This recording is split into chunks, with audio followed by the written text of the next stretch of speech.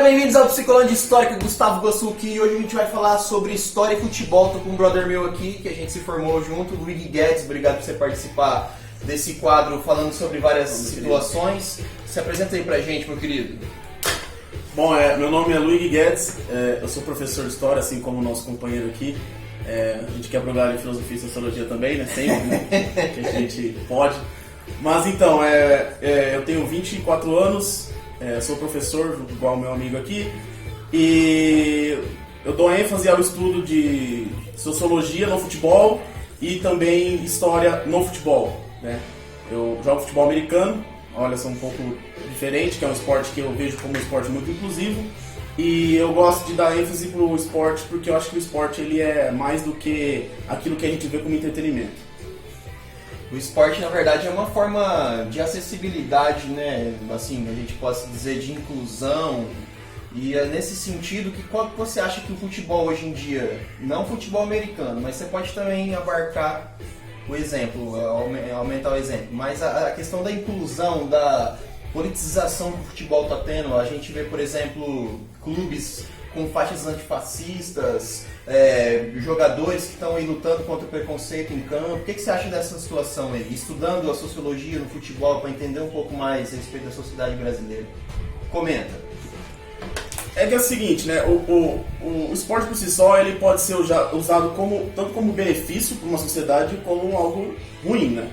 E se a gente for pegar a visão do futebol hoje, o futebol é meramente capitalista, né? Porque é o seguinte, os jogadores de futebol hoje em dia, eles procuram o bem-estar financeiro, é natural, né? Antigamente você procurava um bem-estar social, porque você queria basicamente se dedicar uma vida a alguma coisa, às vezes tinha até um pouco de saudosismo, né? Um saudosismo futebolístico que existia nitidamente, e hoje em dia é um pouco mais diferente, cara, porque hoje em dia a gente dá mais ênfase para as questões financeiras, e o futebol é business, né? O futebol é business como qualquer outra coisa. Então, assim, os jogadores de hoje em dia, eles não são tão politizados, né? Por exemplo, a gente pode citar alguns jogadores politizados, assim como Sócrates, né? Assim como Nando, que foi o irmão de Zico, que é um cara que ele lutou muito pela pedagogia libertadora de Paulo Freire, que você tanto conhece e estuda, né? Inclusive, ele sofreu por conta disso. E só que hoje em dia a gente vê o futebol como uma moeda de troca, né? Apesar de que o que sustenta no futebol hoje em dia, basicamente? O que sustenta no futebol hoje em dia é a ideia dos torcedores. Alguns torcedores, por si só, eles compram a ideia tradicional do clube. Eu cito basicamente para ser bem simplista. Se a gente for pegar dois clubes da Itália, a gente consegue ver essa diferenciação. Por exemplo, se a gente pegar a Lazio, né, é um time de Roma, por si só, ela é uma torcida que tem uns ideais de direita, né? Mas não é um ideal de direita neoliberal, é um ideal de direita nacionalista, fascista, e eles representam isso no estádio e eles fazem questão de expor isso no estádio, né? Com alguns símbolos que você pode ver, 88, porque eles não podem expor o símbolo do nazismo automaticamente, é proibido, né? Eu acho que é proibido. Aquele do raio, o SS, né? SS, né, gente? Eles expõem bastante sobre isso aí. E também uma torcida que já é totalmente o oposto, porque o futebol ele é política pura, e ele se mantém através dos torcedores, assim como eu tenho dito. Se a gente for pegar a torcida do Livorno, que já é um clube de operários, historicamente fundado por operários, é um clube nitidamente comunista, né? / socialista. Então, assim, eles basicamente expõem esse ideal deles também. Aquela música que todo mundo conhece, Bella Ciao, aquela música ela é de origem de uma resistência de um povo do Arrozal da Itália, que eles criaram essa canção como uma forma de protesto, certo? E o que aconteceu? A torcida do Livorno adotou essa música no período da Segunda Guerra Mundial, quando o Benito Mussolini era muito forte. Mas como forma de contestação? Uma forma de contestação. Bella Ciao, eles cantam no estádio até hoje.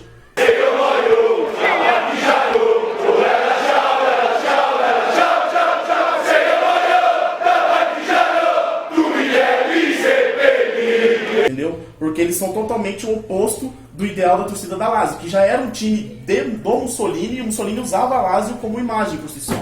Então, assim, o futebol, ele tem as suas questões políticas e sociais através dos jogadores também, que eu citei, que é mais historicamente, que hoje em dia a gente deixa a desejar, mas existem alguns jogadores hoje que são muito inclusivos e brigam muito por inclusão. E também tem a questão do futebol por si só como parte sociológica, né? Que a gente começa a ter aquela questão do saudosismo das torcidas, né? As torcidas são bastante saudosistas, a questão dos cânticos, porque é o seguinte, a torcida ela cria um cântico. Tem um livro muito bom que se chama Futebol, Objeto das Ciências Humanas, que ele fala basicamente o seguinte, que os cânticos no futebol, eles representam o quê? Uma coisa muito particular. Porque quando você canta para o seu clube, quando você canta para o seu time, você está cantando para o seu povo. Porque você se vê representado ali. Então aquilo cria uma identificação. Assim como os outros clubes e algumas outras torcidas criam cânticos de acordo com seus ideais. Tipo uma representação cultural de uma forma de ver o mundo, de agir, assim, relacionado com o contexto que eles vivem, igual tu falou do futebol operário. Muitos clubes brasileiros eram operários, eu acho, se não me engano, o Corinthians teve um grande... Sim. Algo do tipo, assim. Sim. O Corinthians ele teve assim, uma origem operária, mas eles não eram operários por si só, né? Por exemplo, quando os cinco fundadores do Corinthians fundaram o Corinthians, eles não eram uma classe operária assim como era uma classe operária do Juventus, do time do bairro da Moca, né? Operário, talvez assim, se a gente for pegar a Ponte Preta, assim, é um clube mais operário ainda, porque a Ponte Preta já é um pouco diferente, porque a Ponte Preta, veja bem como o futebol é interessante, a Ponte Preta teve o seu primeiro fundador e jogador negro no Brasil. Quem ajudou a fundar a Ponte Preta é um jogador negro, ele jogou no clube, e por quê? Porque naquele período o negro não via-se negro no futebol, né? Até surgiu o nosso primeiro craque negro, que se chama Leônidas da Silva, que tanto que o Diamante Negro e Chocolate foi inspirado nele, o nome Diamante Negro. Leônidas da Silva, nosso primeiro negro craque no futebol brasileiro, entendeu? E basicamente, depois da Ponte Preta, o Vasco, um grande clube carioca, brigou também para a inclusão de jogadores negros no clube, né?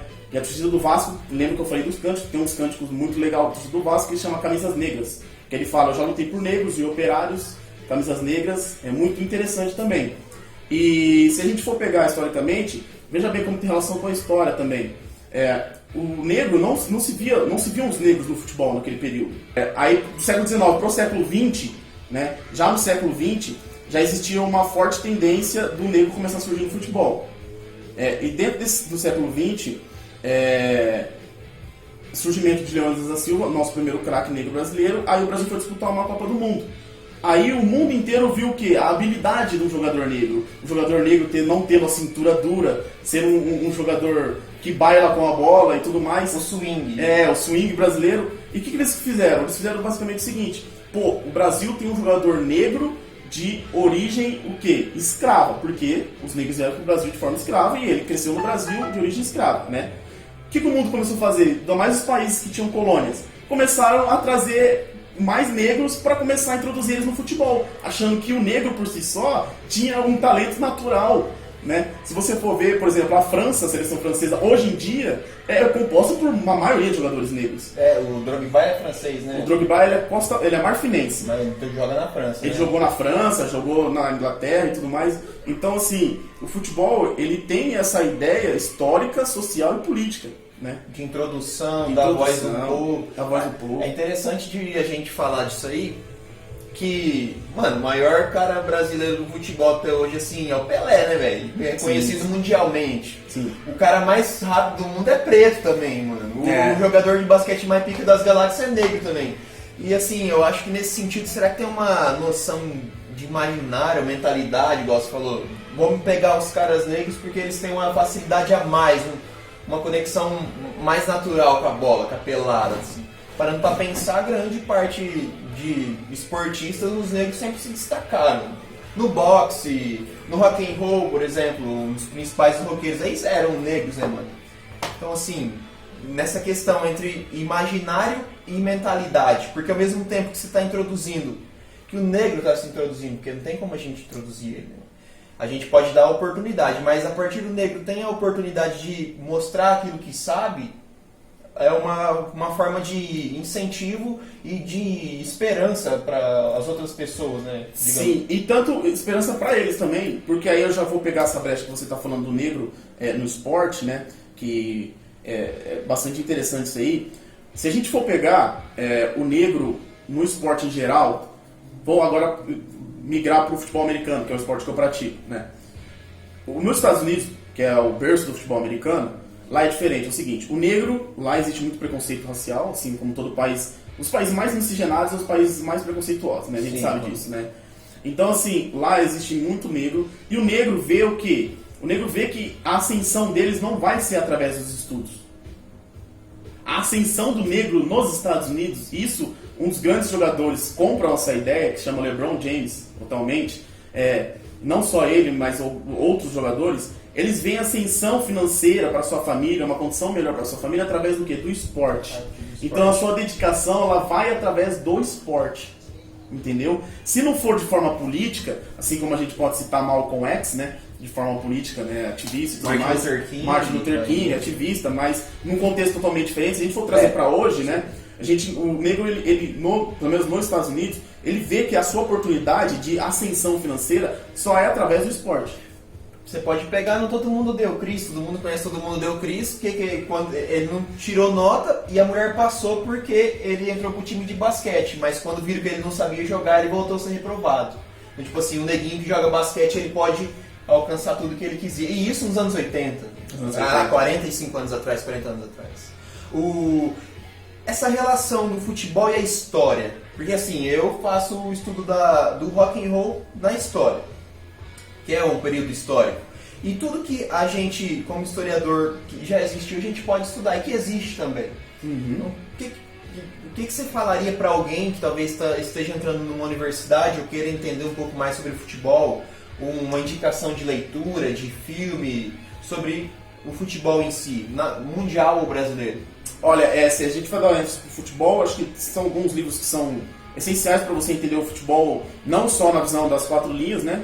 Eu acho que são alguns livros interessantes, por exemplo, tem um livro de um autor que ele é uruguaio, já falecido, que ele escreveu uma das obras-primas, se é pra gente entender o futebol, que se chama Futebol Só é Sombra.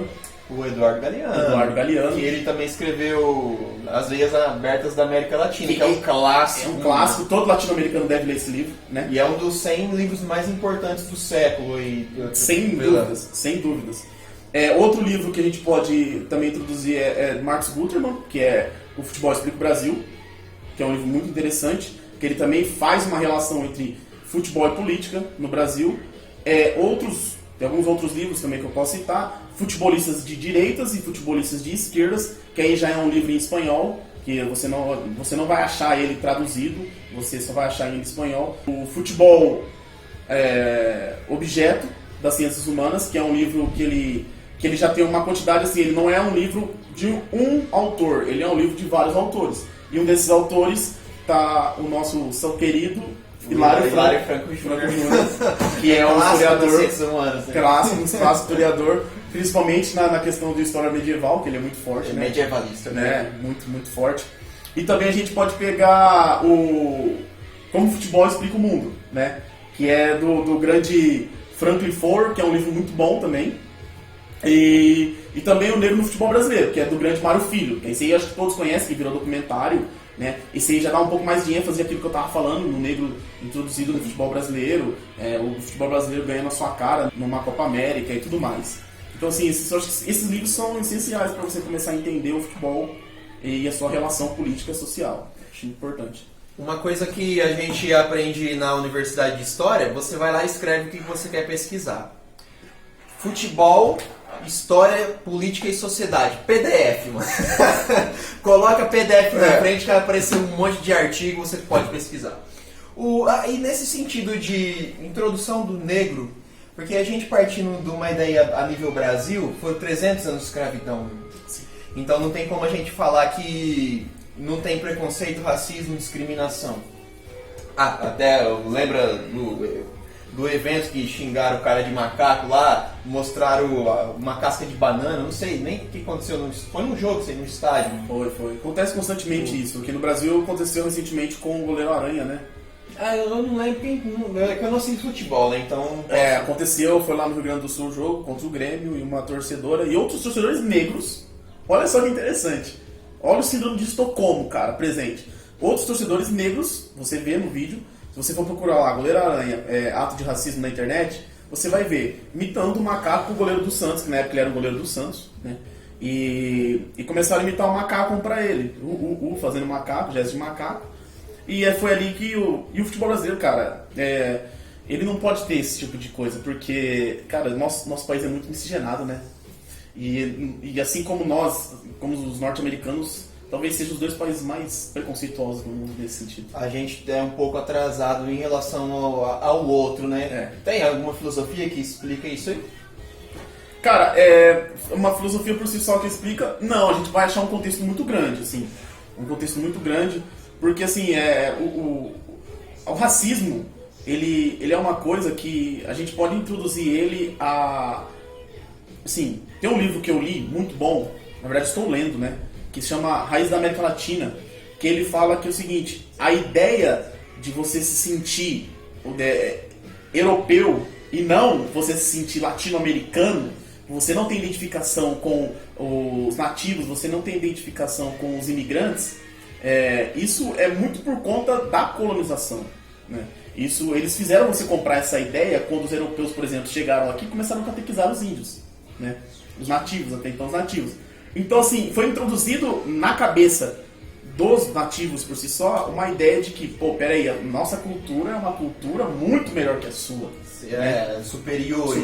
Né? E isso foi de geração em geração. E a gente vê, por exemplo, eu citei pra você, um caso como o negro chamando o outro de macaco. Isso é um absurdo, cara. Não tem uma representatividade de comum pra comum, né?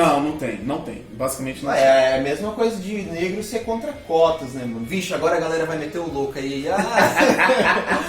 Mano, mas entenda o seguinte, não tem negro nos lugares onde eles deveriam estar, mano. Que nos júris, tá ligado? Que nos hospitais a gente não vê, mano.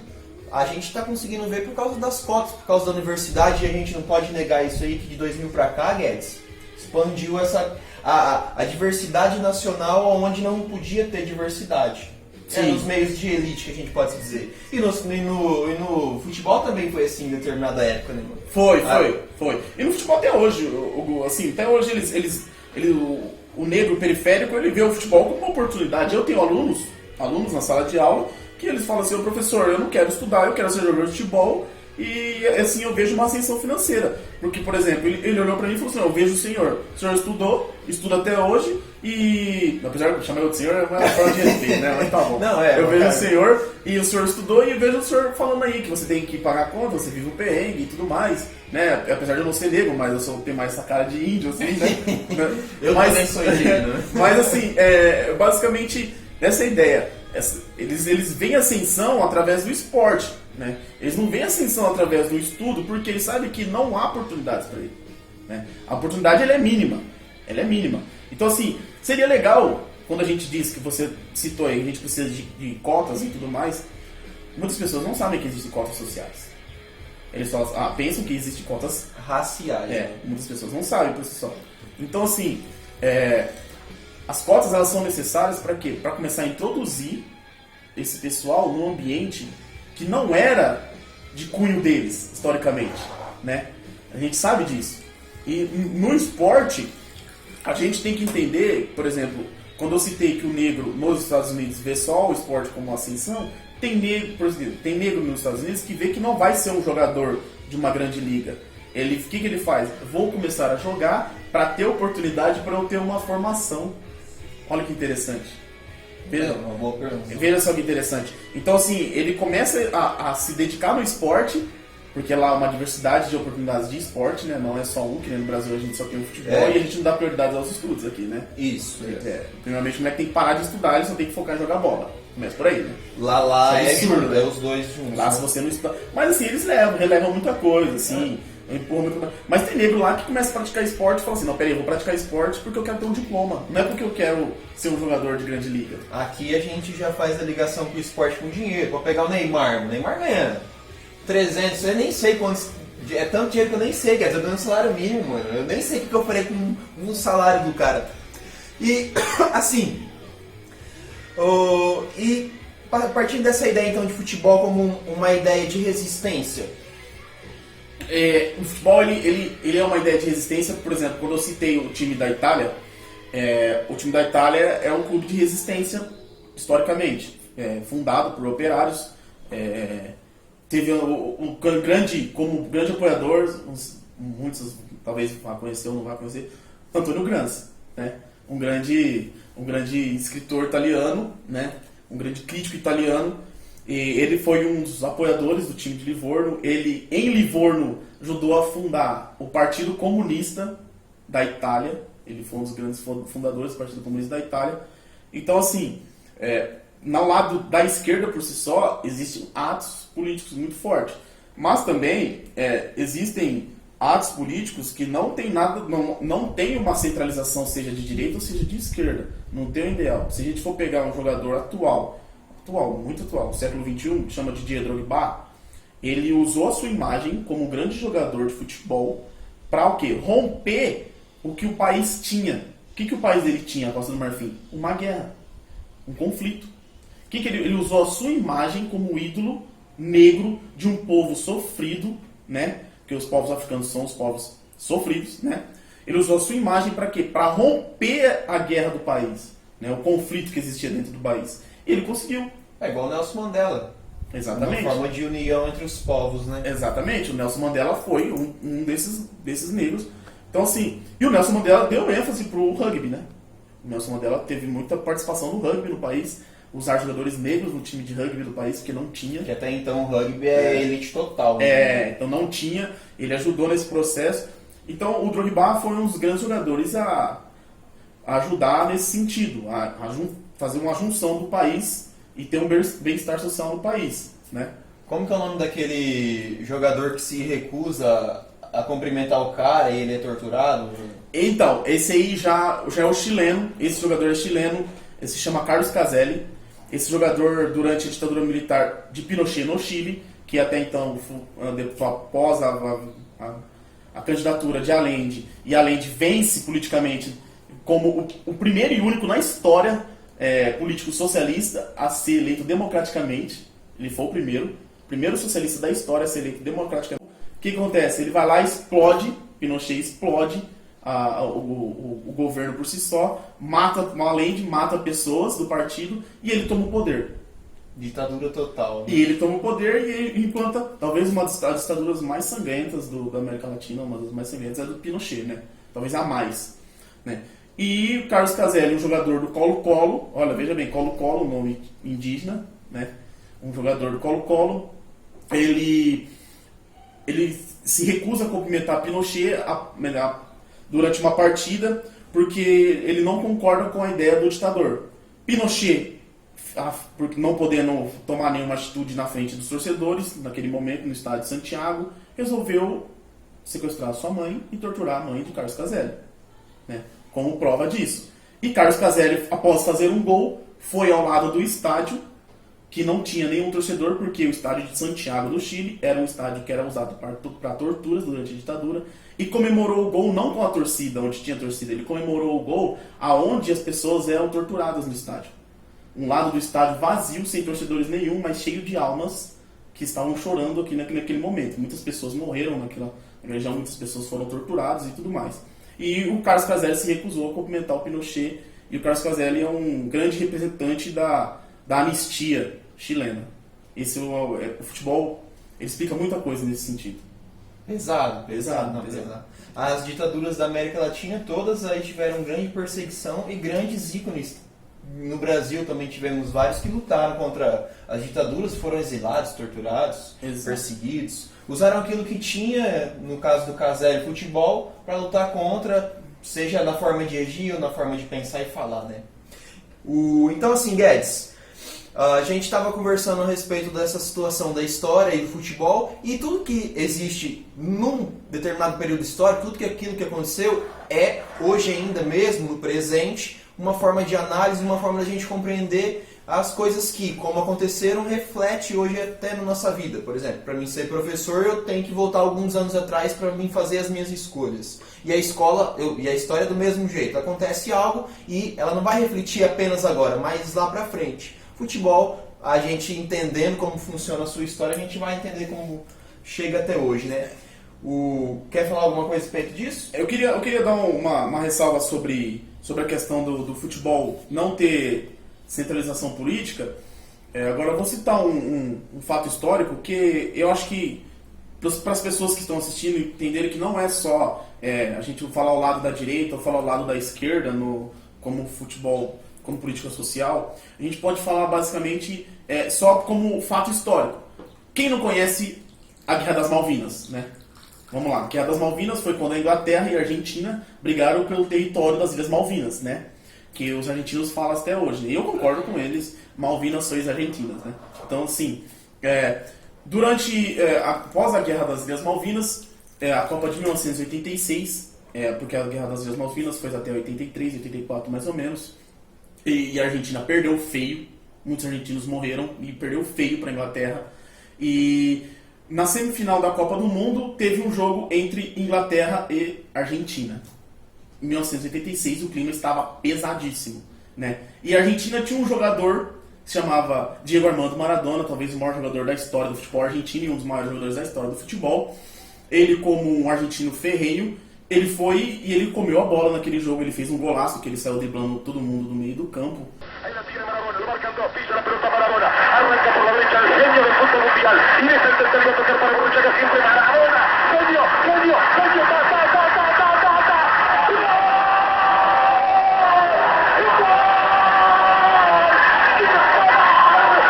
e fez um gol de mão, histórico gol de mão, foi naquele jogo que ele fez um gol de mão.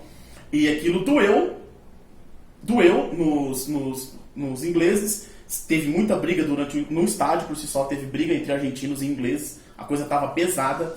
E o Maradona, a partir do momento que ele fez o segundo gol, ele basicamente soltou todo aquele seu sangue latino, toda aquela sua revolta, aquela coisa amarga dentro de si, e o povo argentino parece que se libertou a partir daquilo, porque naquele ano a Argentina ganhou a Copa da Alemanha na final. E o Maradona, como um grande argentino, representante da Argentina e considerado talvez um deus na Argentina, ele mostrou pro mundo que o futebol pode sim também ser uma forma de expressão. E ele falou, calma aí, os ingleses detonaram o meu povo na guerra, mas eu vinguei o meu povo. Eu vinguei o quê? Através do futebol. E deixei os ingleses para trás na Copa do Mundo. E fiz um gol de forma irregular, que foi um gol de mão. Então, assim, os argentinos se sentiram libertados naquele momento. Então, assim, o futebol não é só direita e só esquerda. O futebol também é uma relação muito grande, né? Porque ali ele não expressou o lado político, né? Seja de direita ou seja de esquerda, ou centro-esquerda ou centro-direita. Ou ele expressou o quê?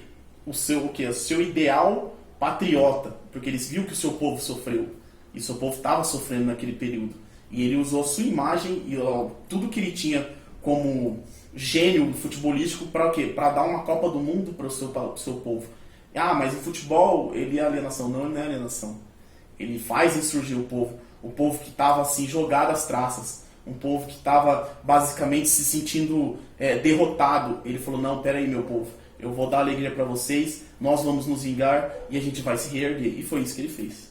O futebol é a união.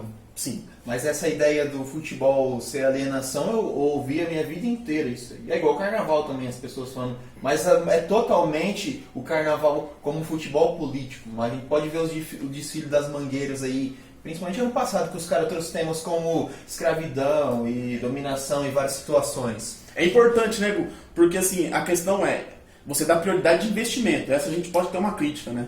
Por exemplo, você jogar todo o seu investimento num setor, por exemplo, cultural, você não vai dar um investimento absurdo para as escolas de samba fazer um desfile. Esses desfiles são importantes, mas eles devem o quê? Ter a dosagem. A gente tem que dar prioridade ao investimento em educação, investimento em saúde, mas não podemos deixar de dar investimento na cultura, porque isso é cultura. E a cultura é expressão, né? E como você citou, né? Historicamente, a gente precisa da cultura, precisa da arte para expressar, né? Isso, né? A cultura, como diria Paulo Freire, todo vídeo tem que falar de Paulo Freire. É a forma como que a gente sente, mano. Eu consigo imaginar a sensibilidade que o povo argentino teve nesse gol, nessa vitória da Argentina nesse final. Então, tipo assim, o futebol, além de esporte, representação política é arte, porque trouxe uma sensação de tipo assim, mano, fiz o gol, sangue correndo nas veias, tá ligado? Você expulsando tudo aquilo de ruim que tem dentro. É uma forma da gente se expressar e se expressar com tudo aquilo que tem na alma. Né? Sim. Diria Fernando Pessoa, Sim, bem... sim. Então a gente vai chegando no fim, como diria Fernando Pessoa, janelas do meu quarto. Do meu quarto de milhões do mundo que ninguém sabe quem é. E se soubessem quem é, que saberiam. Guedes, a gente sempre conversa de um grande cara, Abunjana, e ele faz uma pergunta clássica que eu tive que pegar sempre essa pergunta, porque toda vez que eu me faço essa pergunta, eu penso de uma coisa diferente a respeito de mim mesmo. O que é a vida? Aí você... E já que você está parafraseando um grande apresentador, um grande intelectual da história do Brasil, né, Abuja. Ele é uma pessoa incrível. Eu vou parafrasear também um cara que eu citei aqui, né, que a gente citou na verdade, que quando ele escreve, perguntam para ele e fala o seguinte: Galiano, o que é a utopia? E o que é a vida na utopia? Ele fala o seguinte: a utopia é o horizonte. E a vida também pode ser o horizonte. Por quê? Por mais que nossa vida um dia chegue ao fim, seja ela de forma na carne, viva e tudo mais, a utopia e a vida é o horizonte. Porque quanto mais você caminha 10 passos, parece que você vai estar 10 passos atrás e não 10 passos à frente, porque o horizonte ele não tem fim. E a vida não tem fim. Essa é a vida junto com a utopia. Eu tenho essa visão. A gente nunca para de caminhar, né? Não. Então, Luiz Guedes, o que é a vida?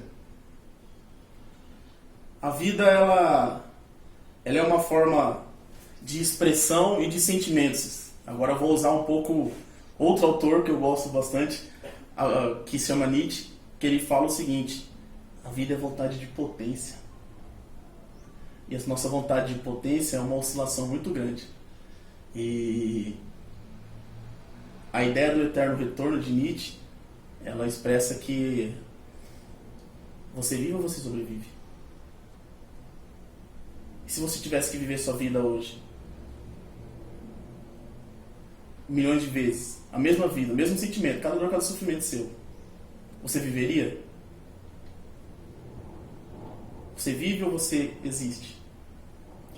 Galera, pra vocês essa reflexão, que a hora que eu desligar o vídeo eu vou ter que ir ali no canto chorar. Como diria o mestre dos peripatéticos, Aristóteles, a finalidade da vida é a busca pela felicidade. Guedes, obrigado, meu querido. Obrigado, meu cara. Galerinha, obrigado pra quem assistiu até o final. Se inscreve no canal, aperta o sininho pra você não perder as atualizações. Se inscreve e joga pro seu amigo. Futebol, história, política, sociedade, tudo demais aí que tem aí no mundo. A gente tá falando e a gente tem que falar mesmo. A gente gosta de falar de tudo, né? A gente gosta de falar de tudo. E como diria o mestre dos mestres, eu falo de tudo um pouco e eu sei muito de quase nada. Só sei que nada sei.